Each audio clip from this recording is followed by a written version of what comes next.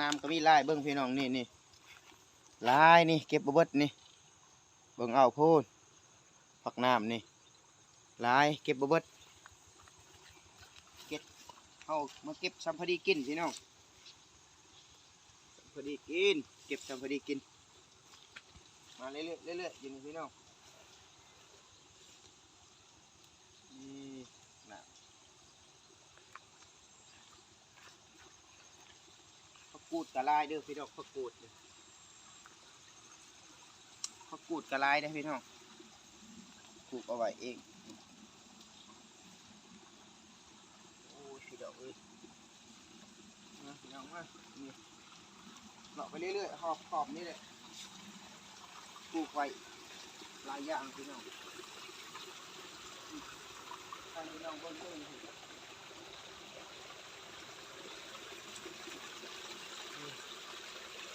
ใช่นี่พี่น้องเบิ่งผักกูดนี่ความงามพี่น้องสบายดีท่านผู้ชมสบายดีมื้อนี้สิพาไปเก็บผักน้ำพี่น้องผักน้ำและผักกูดพี่น้องที่ว่าปลูกมาพี่น้องมาเบิ่งผักน้ำนี่ผักน้ำหลายอยู่พุ่นแน่พี่น้องคือว่าปลูกเองเด้อพี่น้องเด้อผักน้ำนี่ปลูกเองปลูกไว้ตั้งแต่ปี2015เลยพี่น้องหลายปีเติบแล้วคือว่าปลูกเองพี่น้องใช้เวลาปลูกประมาณ7-8 ปีนี่แหละมีผักน้ำผักกูดพี่น้องปลูกไว้มาเริ่มเก็บกันเลยพี่น้องเก็บเลยนะเอาพี่น้อง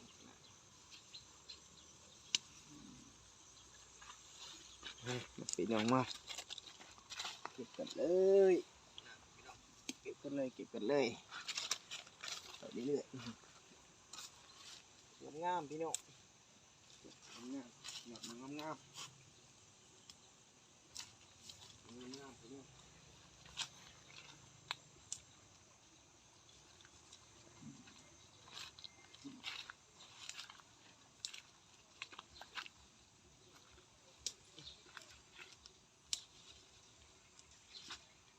งามเลยพี่น้องผักน้ำนี่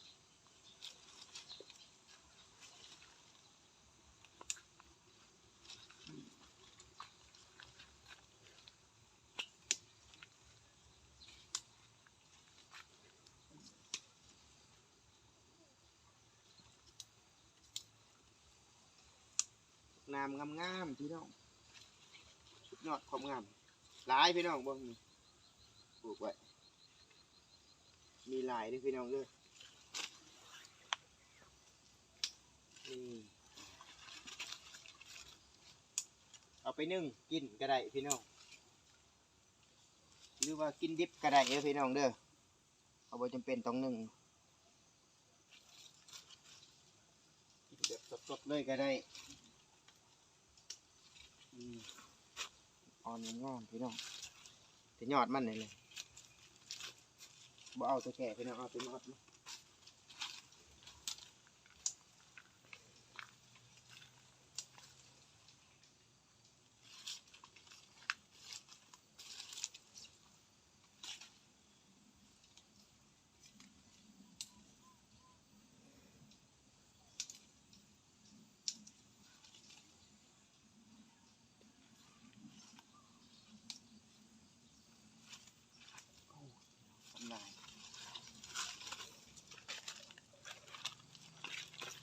เดี๋ยวมาบนนี้อีกผมงามพี่น้องงามเลยสุดยอดเลย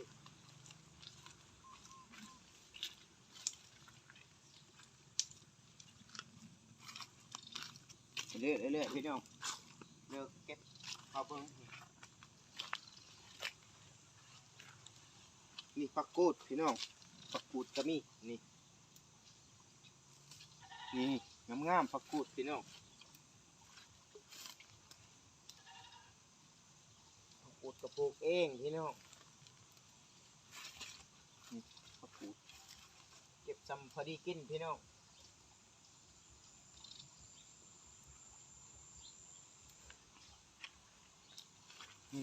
กูดอ้าวพี่น้องบ่มีธงย่างวันนี้จะได้บัดนี้โอ้ยพี่น้องพี่ได้ใส่หมวกเลยพี่น้องใส่หมวกเลยบ่มีธงยางจะได้เลยงามนะพี่น้อง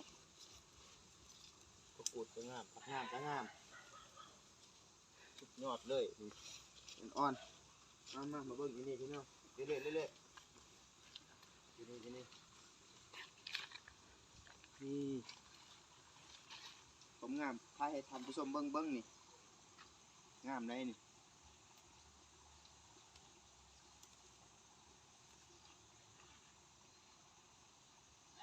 เนาะเลยผมงามพี่น้องผักกูดกินโคตรแซ่บพี่น้องเอาไปแกงเอาไปนึ่งก็ได้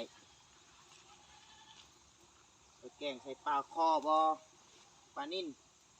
ก็ได้เด้อพี่น้องเด้อผักน้ำนี่ผักน้ำผักกูดแกงได้เบิดแกงก็ได้เอาไปนึ่งจำแจวก็ได้กินได้หลายอย่างกินได้หลายแบบมักแบบใดมักแบบใดก็จัดแบบนั้นแล้วแต่ผู้มักเด้อพี่น้องเด้อกิน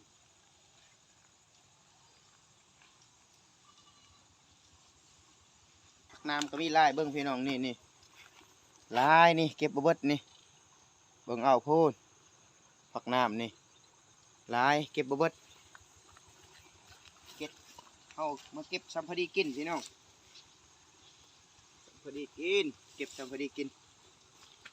มาเรื่อยๆยังเสียวสำได้อีกของงามยอดเลยผักกูดนี่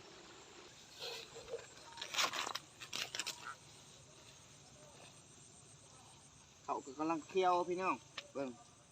เขาก็งามนี่เป็นดินของข้าพเจ้าเองพี่น้องนาของข้าพเจ้าเองอันนี้คือผักน้ำผักกูดปลูกเองพี่น้องโอเคพี่น้องคลิปก็จบเพียงเท่านี้ต่อไปเด้อพี่น้องเด้อบ๊ายบาย